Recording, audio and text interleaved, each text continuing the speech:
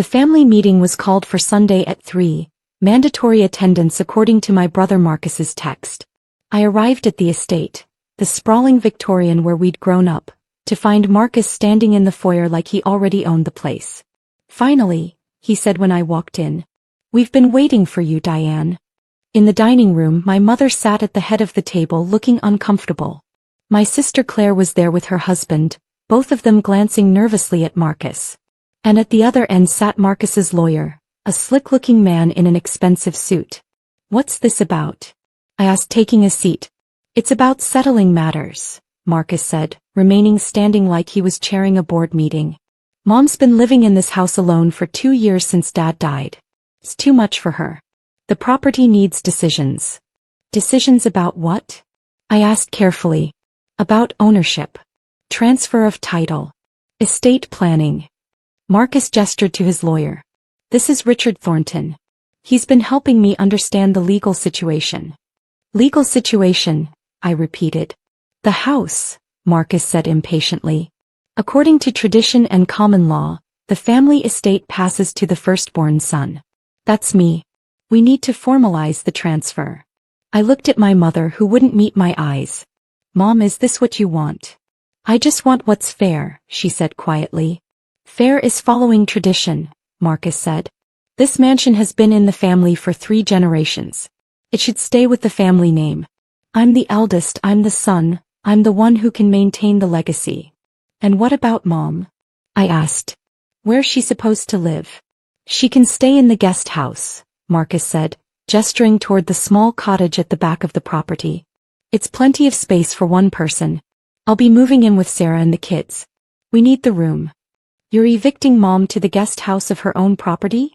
"It's not her property anymore," Marcus said firmly. "Dad's been dead for 2 years. The estate needs to settle. And as the firstborn son, the house comes to me." "Does it?" I asked mildly. "Of course it does. That's how these things work. Richard here has confirmed it. In the absence of a specific will stating otherwise, family property traditionally passes to the male heir." Richard Thornton cleared his throat. "It's a bit more complex than that, but in general principle, when there's no clear direction." "There is clear direction," I said quietly. Everyone turned to look at me. "There's a will. A trust, actually. Very specific, very detailed. Dad set it up 6 years before he died." Marcus's confident expression faltered slightly. "Mom said there was no will." "I said I didn't have a will," Mom corrected softly. "I never said your father didn't." "Where is this supposed will?" Marcus demanded. I pulled a folder from my bag. "Right here. Dad's trust documents. All properly executed, notarized, and filed with the probate court. Would you like to see them?" Marcus grabbed the folder, Richard leaning over his shoulder to read. I watched their expressions shift from confidence to confusion to growing alarm. "This says the house goes to Diane," Marcus said, his voice rising. "That can't be right. I'm the firstborn. And I'm the one who took care of Dad during his illness," I said calmly. "I'm the one who visited every day for 2 years. I'm the one who managed his medical care, handled his finances, made sure he was comfortable. That's why he left the house to me." "This is fraud," Marcus said, slamming the folder on the table. "You manipulated a dying man." "I did no such thing. Dad created this trust 6 years before he got sick. He was completely healthy, completely sound of mind. His attorney can confirm that. So can the notary. So can the witnesses who were present at the signing." Richard was reading through the documents more carefully now, his expression professional but grim. "These appear legitimate," he said to Marcus.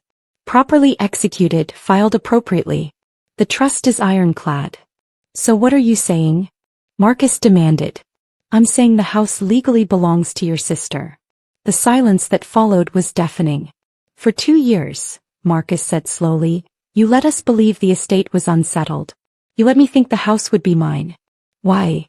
"Because you never asked," I said. "You assumed. You came in here today with a lawyer and a plan to take the house, without ever once asking Mom what she wanted or checking if there was actually a will. You just assumed your tradition and your gender entitled you to Dad's property. I'm the son. And I'm the daughter who cared for him, who sacrificed my career to be his caregiver, who spent 2 years managing every aspect of his decline. Where were you during that time, Marcus? He had no answer. You visited twice, I continued. Twice in 2 years. Christmas and his birthday. You spent maybe 4 hours total with Dad in his final years. But you think you deserve his house because you're male. That's how estates work, Marcus insisted weakly. That's how they worked in the 1800s. This is the 21st century and Dad had the right to leave his property to whoever he chose. He chose me. Claire spoke up for the first time. Did Dad leave anything to the rest of us? I pulled out additional documents. Yes. Marcus gets the investment portfolio. About $300,000 in stocks and bonds. Claire gets the vacation cabin in Tahoe. Mom gets a lifetime right to live anywhere on the property, a living allowance from the estate and the car. I get the house and the responsibility of maintaining it. Responsibility, Marcus scoffed. You got a $2 million property. And a 40-year-old house that needs a new roof, updated electrical foundation work and constant maintenance. I got a money pit that I'll spend years and hundreds of thousands keeping up. Your portfolio is liquid, you can cash it out tomorrow. Claire's cabin is fully renovated and can be sold or enjoyed. You both got valuable, easy inheritances. I got work. So why take it? Claire asked. If it's such a burden? Because Dad asked me to. Because he loved this house and wanted someone who loved it too to take care of it. Because I was willing to accept the responsibility along with the asset. Marcus was reading through the documents again, his face red. This specifically says, as recognition for her devoted care during my final years. He basically paid you for caregiving. He left his property to someone who'd earned it through love and sacrifice, I corrected. Yes, he recognized that I gave up career opportunities, relationship time and 2 years of my life to care for him. That matters. That's worth something. It's worth a house apparently, Marcus said bitterly. It's worth what Dad thought it was worth. If you wanted the house, Marcus, you could have been there. You could have helped. You could have shown up for more than 2 awkward visits. I was busy. We were all busy. I had a career too. I had a life too. But I rearranged everything because Dad needed me. That was my choice and Dad honored that choice in his estate plan. Richard Thornton closed his briefcase with a definitive click. There's nothing to contest here, he said to Marcus. The trust is valid, the distribution is clear, and the probate has been completed. Your sister is the legal owner of the property. So that's it. Marcus stood abruptly. She gets everything and we just accept it? You got $350,000 in investments, I pointed out. That's hardly nothing. It's not the house. No, it's not. The house is mine. And Marcus, if you'd asked me even once in the last 2 years how I was doing, how caregiving was affecting me, if I needed any help, I might have been more sympathetic right now. But you didn't. You disappeared during the hard parts and showed up today expecting to claim the reward. Marcus grabbed his coat. This isn't over. Actually, it is, Richard said. I'm advising you as your attorney that any legal challenge would be expensive and futile. The trust is solid. You'd be wasting money fighting a battle you can't win. After Marcus stormed out, Claire lingered. For what it's worth, she said quietly, I think Dad made the right choice. I know what you gave up to take care of him. The Tahoe cabin is more than fair for me. Thank you, I said. After Claire and her husband left, it was just me, Mom, and Richard. I should go as well, Richard said. Ms. Morrison, I'll send you my bill for today's consultation. And for what it's worth, your father's trust documents are some of the most well-crafted I've seen. He clearly thought very carefully about this. After he left, Mom finally met my eyes. I'm sorry I didn't tell Marcus about the trust. I didn't want the conflict. So you let him build up expectations for something he was never going to get? I thought maybe if I stayed quiet you two might work it out yourselves. That was cowardly of me. It was, I agreed. But I understand. Marcus has always been forceful. It's easier to avoid than confront. What happens now? Mom asked. Now you keep living here in your home for as long as you want. The trust is clear. You have lifetime residency rights. This is still your house, Mom. I just handle the boring stuff like taxes and maintenance. And Marcus will get over it eventually. Or he won't.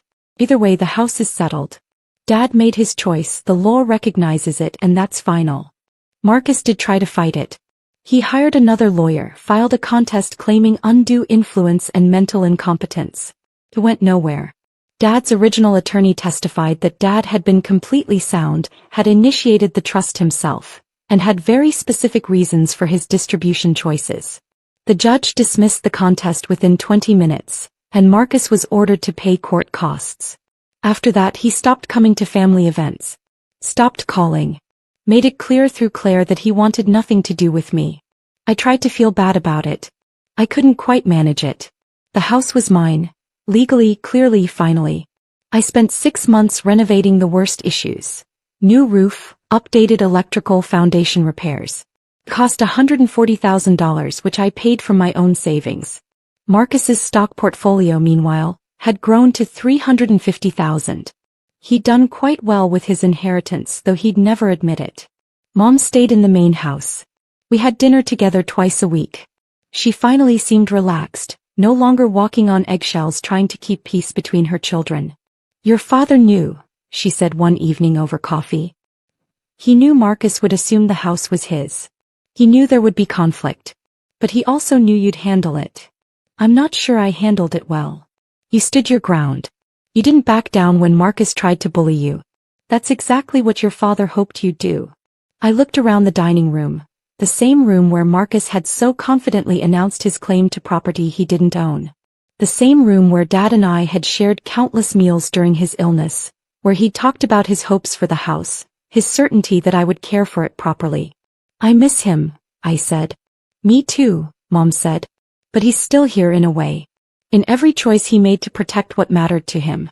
You were what mattered to him, Diane. This house is just wood and stone. You were the real inheritance he cared about." The trust document sat in my safe. Proof of ownership, proof of love, proof that showing up matters more than birth order. Marcus had assumed tradition would triumph. But Dad had written a different kind of tradition. One where sacrifice was rewarded, where presence was valued, where the person who actually cared got to keep what they'd earned. The firstborn son got a portfolio. The devoted daughter got a home.